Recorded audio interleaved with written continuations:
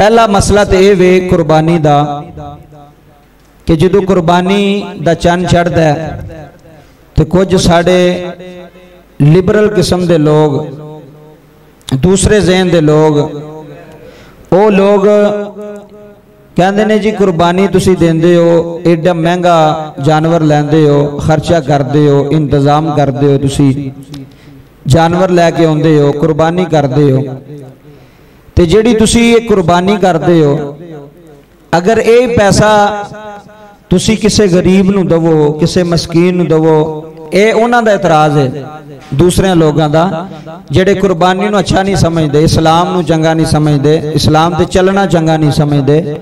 वो ये आंदे ने कि यार तुसी कुर्बानी एडी महंगी करते हो, जानवर एडा महंगा लैके आउंदे हो, इहदे नाल बेहतर है कि तुसी किसी गरीब यतीम नूं दिओ, किसी मस्कीन नूं दिओ।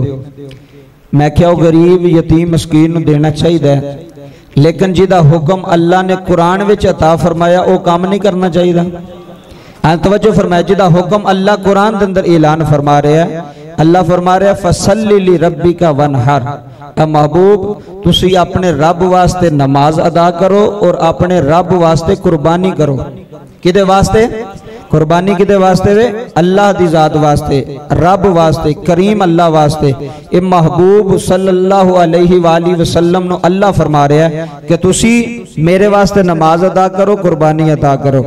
ते ये जड़ा शोशा फैलाया जा रहा है, प्रोपोगंडा कुर्बानी के हवाले नाल कीता जा रहा है, ये प्रोपोगंडा नाजायज़ है, ये शोशा नाजायज़ है। यदि कोई सूरत हाल नहीं कि कुर्बानी ना करो तो अपना पैसा किसी गरीब नूं दे दो, गरीब नूं भी देवो, मस्कीन नूं भी देवो, लेकिन जिवें नमाज का हुक्म कुरान विच आया, इंज कुर्बानी का हुक्म भी कुरान विच आया।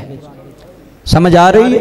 इंज कुर्बानी का हुक्म है। ते गरीब मस्कीन की मदद करो, सारा साल करो, असी नहीं मना करते, किसी नूं करनी चाहिए, बहुत आला अमल है। लेकिन कुर्बानी जिहड़ी है इहदा कुरान च जिक्र है, कुर्बानी जिहड़ी है ये नबी पाक दी सुन्नत है।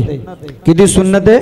नबी करीम सल्लल्लाहु अलैहि वसल्लम दी सुन्नत मुबारक है कुर्बानी करनी। और सिर्फ नबी करीम सल्लल्लाहु अलैहि वसल्लम दी सुन्नत नहीं, ये जद्दे अमजद हजरत इब्राहीम खलीलुल्लाह अलैहि सलाम दी भी सुन्नत है।